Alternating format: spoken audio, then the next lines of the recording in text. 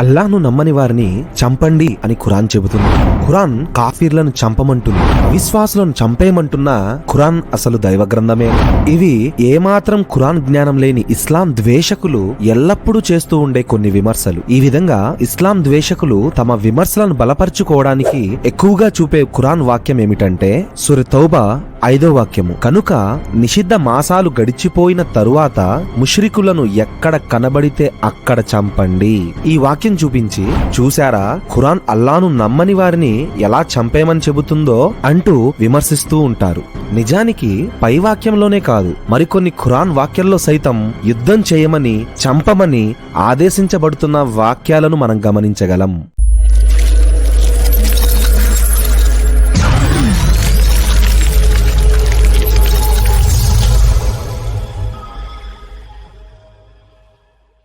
న్యాయంగా తప్ప ఏ ప్రాణాన్ని హతమార్చకూడదు, ఒక మానవుణ్ణి చంపితే సకల మానవులను చంపినట్టే అని ఉన్నత నైతిక విలువలను నేర్పే ఖురాన్ గ్రంథమే కొన్ని వాక్యాల్లో యుద్ధం చేయమని ఎవరిని ఏ సందర్భంలో ఆదేశించిందో తెలుసుకోకపోతే నేడు ఇస్లాం విమర్శకులు లేవనెత్తుతున్న గుడ్డి విమర్శలు నిజమేనేమో అని సామాన్య ప్రజలు భావించే ప్రమాదం లేకపోలేదు. నిజంగా ఖురాన్ అల్లాను నమ్మని సామాన్య ముస్లిమేతరులందరిపై యుద్ధం చేయమని ప్రకటిస్తుంది, లేదంటే ఆనాడు మక్కాలోని సామాన్య ప్రజలు సర్వేశ్వరుడైన అల్లాను నమ్ముకున్న కారణంగా దౌర్జన్యపరులైన అవిశ్వాసులు వారిని చంపి దైవ ధర్మాన్ని అనగద్రొక్కడం కోసం యుద్ధానికి కాలు దువ్విన నేపథ్యంలో ప్రాణరక్షణ కోసం విశ్వాసులను యుద్ధం చేయమని ఆదేశించటం జరిగిందా అన్నదే ఇక్కడ ముందు మనం గమనించాలి. అసలు యుద్ధం చేయమని ఆదేశించటమే తప్పు అనుకుంటే, ఉదాహరణకు దేశ సరిహద్దులలో కాపలా కాసే జవాన్లకు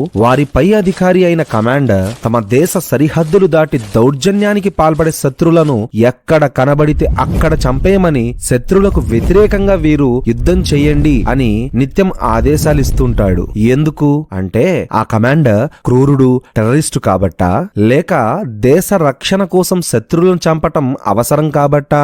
ఆ కమాండర్ క్రూరుడు, ఉగ్రవాద స్వభావం కలవాడు కాబట్టే అతను దేశ సరిహద్దుల్లో ఉన్న తన సైన్యానికి యుద్ధం చేయమని శత్రువులు ఎక్కడ కనబడితే అక్కడ చంపమని ఆదేశిస్తుంటాడని అతని మాటల అర్థాన్ని, సందర్భాన్ని వక్రీకరించి చెబితే అది ఎంత హాస్యాస్పదం మరియు మూర్ఖత్వమవుతుంది. అచ్చం అలాగే ఖురాన్ కాఫీర్లను, ముష్రికులను చంపేయమంటుంది అంటూ ఖురాన్ వాక్యాల అర్థాన్ని, సందర్భాన్ని వక్రీకరించి విమర్శించటం కూడా అంతే మూర్ఖత్వం అవుతుంది. కానీ నేటి ఇస్లాం విమర్శకులు చేస్తుంది అదే. ఎవరిపై యుద్ధం రుద్దబడిందో వారికే యుద్ధం చేసే అనుమతి ఇవ్వబడింది. కేవలం సృష్టికర్త అయిన దేవుణ్ణి నమ్ముకున్న కారణంగా ఏ సామాన్య ప్రజలనైతే అనేక చిత్రహింసలు పెట్టారో, ఏ సామాన్య విశ్వాసుల మీదనైతే ఆనాటి మక్క బహుదైవోపాసకులు యుద్ధాన్ని ప్రకటించారో అలాంటి పీడితులైన ప్రజలకే యుద్ధం చెయ్యమని ఆజ్ఞాపిస్తుంది.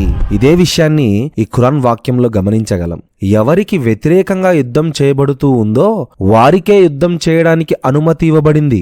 ఎందుకంటే వారికి అన్యాయం, అత్యాచారం జరిగింది. ఈ జనులు నిరపరాధులు, అన్యాయంగా తమ ఇళ్ల నుండి తరిమివేయబడ్డారు. వారి తప్పు కేవలం అల్లాహ్ మా ప్రభు అనటమే. అసలు ఆనాడు సామాన్య ప్రజలపై దౌర్జన్యపరులైన అవిశ్వాసులు యుద్ధం మొదలెట్టడానికి కారణం ఏమిటి? ఖురాన్ విశ్వాసులకు యుద్ధం చేయమని ఎందుకు చెబుతుంది అన్న ప్రశ్నలకు సమాధానమే ఈ వాక్యం. ఆనాటి సామాన్య ప్రజలు చేసింది కేవలం సత్యాన్ని తెలుసుకొని అనేక దైవాలకు బదులు సృష్టికర్త అయిన అల్లాను మా ప్రభువు అనటమే. కాని అదే మక్క బహుదైవారాధకుల దృష్టిలో అతిపెద్ద నేరంగా మారిపోయింది. ఇదేదో కొత్త ధర్మంలా ఉంది. ఈ ధర్మాన్ని విడిచిపెట్టాలని ఆనాటి విశ్వాసులను, ప్రవక్త మొహమ్మద్ను పీడించటం మొదలుపెట్టారు. నిజానికి ఏకేశ్వరోపాసనే సనాతన ధర్మం ద్వారా అనేక కాలాల్లో బోధించబడుతూ వచ్చింది. పూర్వ ప్రవక్తలందరూ బోధించిన ఏకేశ్వరోపాసనే పాతది, బహుదైవారాధన కొత్తగా కల్పించబడిన సిద్ధాంతం అన్న విషయాన్ని ఎప్పుడైతే ప్రవక్త మొహమ్మద్ బోధించారో అదే మక్కా అవిశ్వాసులకు అసహనానికి, ఆగ్రహానికి గురిచేసింది. కేవలం నిజ సృష్టికర్త అయిన దైవాన్ని నమ్ముకున్నందుకు గాను ఆనాడు మక్కాలో దాదాపు 13 ఏళ్ల పాటు దౌర్జన్యపరులైన బహుదేవోపాసకులు సామాన్య విశ్వాసులైన స్త్రీ పురుషులను దారుణమైన చిత్రహింసలకు గురి చేశారు. కొంతమంది విశ్వాసులను ఎండలో ఎర్రగా కాలే ఇసుకపై పడుకోబెట్టి వారి శరీరాలపై బండరాళ్లు పెట్టటం, కొరడాలతో రక్తాలు కారేలా కొట్టటం, తిండి నీళ్లు అందకుండా చేయటం, నిర్బంధించటం, చివరకు స్త్రీల గర్భాలలో బల్లాలు దింపి అతి దారుణంగా చంపటం, అనేక హింసలకు గురి చేయడం జరిగింది. ఆ విధంగా ఆనాడు మక్కాలో సామాన్య విశ్వాసులపై 13 ఏళ్ల పాటు దారుణమైన హింసాకాండ కొనసాగింది. ఆనాటి సామాన్య విశ్వాసులు వారు పెట్టే హింసలకు కుదిపివేయబడ్డారు. చివరకు ఆనాటి దౌర్జన్యపరులైన అవిశ్వాసులు ప్రవక్త మొహమ్మద్ ను విశ్వాసులను సామూహికంగా చంపి దైవ ధర్మాన్ని అనగదొక్కాలన్న నిర్ణయానికి వచ్చి వారిపై యుద్ధం ప్రకటించారు. అలాంటి నేపథ్యంలో ప్రాణరక్షణ కోసం దౌర్జన్యపరులపై ఎదురు తిరిగి వారి పీడన అంతమొందించటానికి యుద్ధం చేయటం అనివార్యమవుతుంది. సరిగ్గా అలాంటి సందర్భంలోనే ఆనాడు ప్రవక్త మొహమ్మద్ కు సామాన్య విశ్వాసులతో కలిసి దౌర్జన్యపరులకు వ్యతిరేకంగా పోరాడమని ఈ క్రింది ఖురాన్ వాక్యాలు అవతరించాయి. 2వ అధ్యాయము 190 వాక్యము, మీతో పోరాడే వారితో మీరు పోరాడండి. 2వ అధ్యాయము 191 వాక్యము, వారు యుద్ధం చేయనంత వరకు మీరు వారితో యుద్ధం చేయకండి, కాని వారే యుద్ధానికి కాలు దువ్వితే మీరు వారిని చంపటానికి వెనుదీయకండి. ఈ వాక్యాలను బట్టి ఆనాడు ముందుగా యుద్ధం మొదలెట్టింది దౌర్జన్యపరులైన అవిశ్వాసులు. వారు ఎప్పుడైతే విశ్వాసులకు వ్యతిరేకంగా యుద్ధానికి కాలు దువ్వారో అలాంటి సందర్భంలో ఆ దుర్మార్గుల పీడనను అంతమొందించటానికి మాత్రమే విశ్వాసులకు యుద్ధం చేయమనే ఆదేశాలు ఇవ్వబడ్డాయని అర్థమవుతుంది. కానీ ఈ వాక్యాల అర్థం సందర్భం తెలియని నేటి ఇస్లాం ద్వేషకులు చూశారా, ఖురాన్ అల్లాను నమ్మని వారందరినీ ఎలా చంపమని ఆదేశిస్తుందో అంటూ అర్థం పర్థం లేకుండా వాగుతూ ఉంటారు. అవిశ్వాసులందరూ ఒకలాంటి వారు కారు. దైవాన్ని నమ్మని అవిశ్వాసులు ఒక రకమైతే, నిజ దైవాన్ని నమ్మే విశ్వాసులపై దౌర్జన్యం చేసి వారిని దైవ ధర్మాన్ని అనగతొక్కటానికి కుట్రలు పన్నే దౌర్జన్యపరులైన అవిశ్వాసులు రెండవ రకం. విశ్వాసులతో కలిసిమెలిసి సఖ్యతతో ఉంటూ తమ మానాన తాము బ్రతికే అవిశ్వాసులతో సమస్య ఎప్పుడూ లేదు. పైగా అలాంటి అవిశ్వాసులతో న్యాయంగా మంచితనంతో వ్యవహరించమని స్వయంగా ఖురానే ఆదేశిస్తుంది. కానీ దైవ ధర్మాన్ని అనగదొక్కటం కోసం విశ్వాసులపై తిరుగుబాటు చేసి ఏదోలా చంపటానికి ప్రయత్నించే దౌర్జన్యపరులైన అవిశ్వాసులతోనే ఇక్కడ అసలు సమస్య. వారే అసలు ప్రమాదకారులు. కేవలం అలాంటి దౌర్జన్యపరులైన అవిశ్వాసులు సామాన్య విశ్వాసులపై యుద్ధానికి కాలు దువ్వినప్పుడు మాత్రమే ఖురాన్ వారితో యుద్ధం చేయమని విశ్వాసులకు ఆదేశించటం జరిగింది. చివరకు దౌర్జన్యపరులను కూడా ఖురాన్ క్షమించమంటుంది. మీతో పోరాడే వారితో మీరు పోరాడండి అని చెబుతున్న ఖురానే ఒకవేళ దౌర్జన్యపరులైన అవిశ్వాసులు గనక యుద్ధం మానుకుని సంధి శాంతుల వైపు మొగ్గు చూపితే మీరు కూడా దానికి సిద్ధపడమని సైతం ఖురాన్ ఆదేశించటం జరిగింది. వారు యుద్ధం చేయటం మానివేస్తే సంధి కొరకు శాంతి కొరకు చెయ్యి చాపితే అప్పుడు వారిపై దాడి చెయ్యటానికి మీకు అల్లా తరపు నుండి ఎలాంటి అనుమతి లేదు అని ఖురాన్ అంటుంది. ప్రవక్త శత్రువు గనక సంధి శాంతుల వైపు మగ్గు చూపితే నీవు కూడా దానికి సిద్ధపడు అని మరొక్క వాక్యం కూడా చెబుతుంది. దీనిని బట్టి మక్కా అవిశ్వాసులు యుద్ధానికి కాలు దువ్వితే మీరు వారిని చంపటానికి వెనుదీయకండి అంటూ ఆదేశిస్తున్న ఖురానే ఒకవేళ వారు గనక యుద్ధాన్ని మానుకుని సంధి కొరకు శాంతి కొరకు చెయ్యి చాపితే వారిని క్షమించి వదిలిపెట్టాలి, వారిపై ఆ తరువాత దాడి చెయ్యటానికి విశ్వాసులకు సర్వేశ్వరుడైన అల్లా తరపు నుండి ఎలాంటి అనుమతి లేదు అని కూడా ఆదేశించటం జరుగుతుంది. అంటే తమను చంపటం కోసం యుద్ధం మొదలుపెట్టిన దౌర్జన్యపరులైన అవిశ్వాసులను సైతం ఒకవేళ వారు యుద్ధం మానుకుని ఇక నుండి విశ్వాసులతో సఖ్యతతో శాంతితో ఉంటామని ఒప్పందం చేసుకుంటే వారిని క్షమించాలని, వారితో ఆ తర్వాత యుద్ధం చేయకూడదని ఖురాన్ ఆదేశిస్తుంది. తప్పితే యుద్ధం నియమాల ప్రకారం వారిని చంపేయమనో ఖైదీ చేయమనో చెప్పటం లేదు. పైగా ఆనాడు దౌర్జన్యపరులు తనను తన అనుచరుల్ని చంపటం కోసం యుద్ధానికి కాలు దువ్విన సందర్భంలో సైతం ప్రవక్త ముహమ్మద్ శత్రువుల పట్ల మాయోపాయం పన్నకూడదు, వంచన కుట్రలకు పాల్పడకూడదు, విశ్వాసభంగం చేయకూడదు, ఊహ తెలియని పిల్లలను చంపకూడదు, స్త్రీలను వృద్ధులను చంపకూడదు, ఖర్జూరపు చెట్లను ఫలాల్నిచ్చే చెట్లను నష్టం చేర్చకూడదు అంటూ యుద్ధ మైదానంలో పాటించాల్సిన నైతిక నియమాలు నేర్పాడాయన. యుద్ధభూమికి మానవత్వం నేర్పాడాయన. యుద్ధాలను నివారించటానికే ప్రవక్త చేసిన యుద్ధాలు. వారు యుద్ధం చేయనంత వరకు మీరు వారితో యుద్ధం చేయకండి.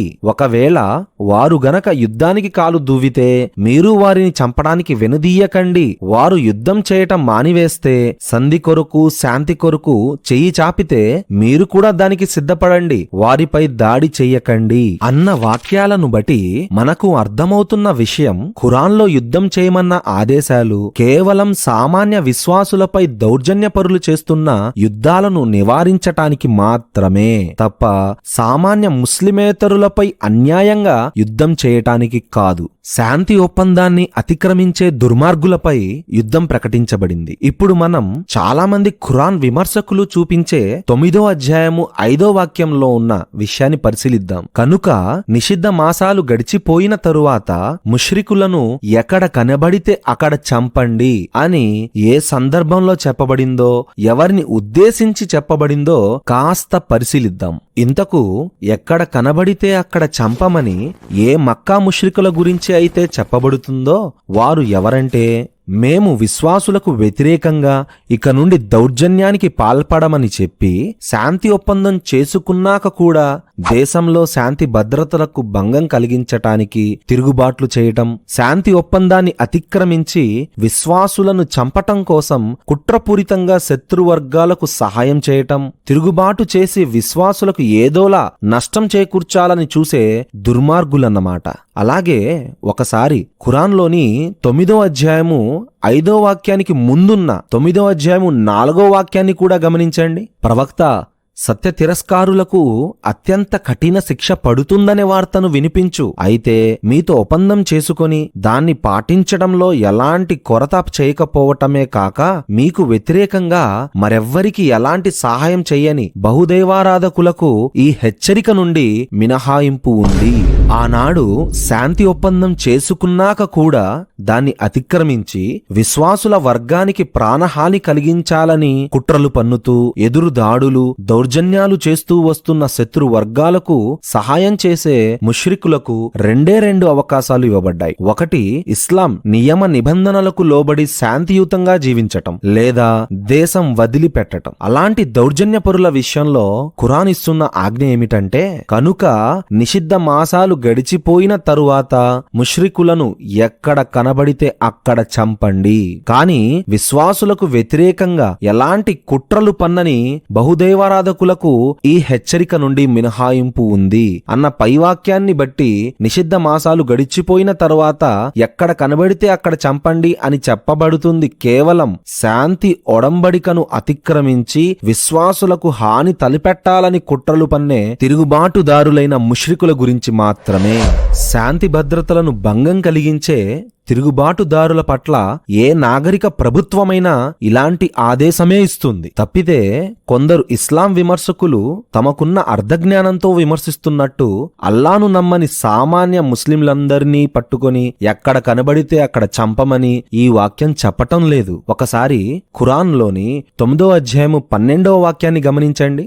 ఒకవేళ శాంతి ఒడంబడిక కుదుర్చుకున్న తరువాత కూడా వారు మళ్లీ తమ ప్రమాణాలను అతిక్రమించి మీ ధర్మంపై దాడులు చేయడం ప్రారంభిస్తే అలాంటి అవిశ్వాసులతో యుద్ధం చెయ్యండి.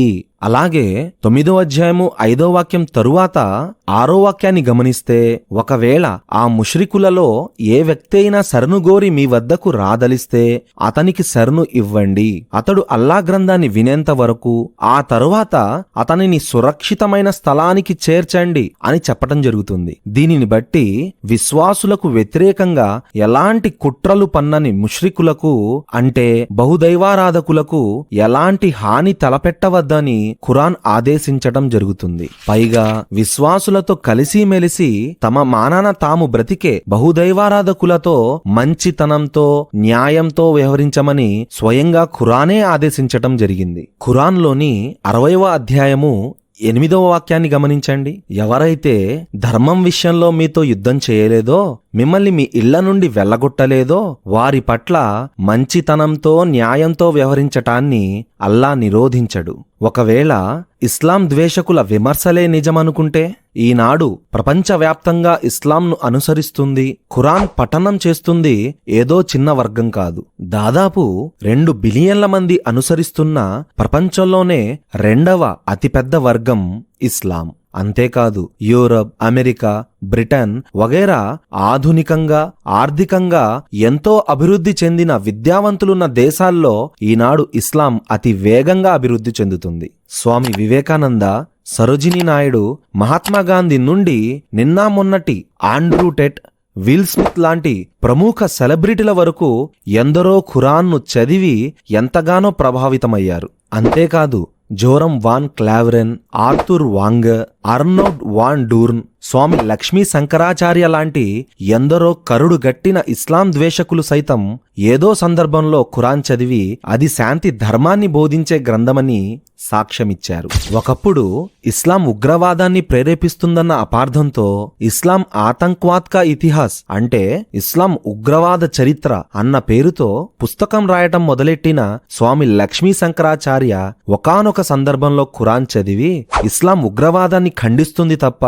ప్రోత్సహించడం లేదన్న వాస్తవాన్ని గ్రహించి ఇస్లాం ఆతంక్వాద్ యా ఆదర్శవాద్ అంటే ఇస్లాం ఉగ్రవాదమా ఆదర్శవాదమా అన్న పుస్తకాన్ని సైతం రచించారు. నిజంగా నేటి ఖురాన్ విమర్శకులు చెబుతున్నట్టు ఖురాన్ అల్లాను నమ్మని వారందరినీ చంపేయమనేంత హింస నేర్పే గ్రంథమే అయితే, ప్రపంచవ్యాప్తంగా కొన్ని కోట్ల మంది విద్యావంతులు, సెలబ్రిటీలు ఖురాన్ను ప్రశంసించగలిగేవారా, ఇస్లాంను స్వీకరించగలిగేవారా? ఖురాన్ను విమర్శించే ముందు ఈ విషయాలపై కాస్తంత ఆలోచన చెయ్యాలి. జై హింద్.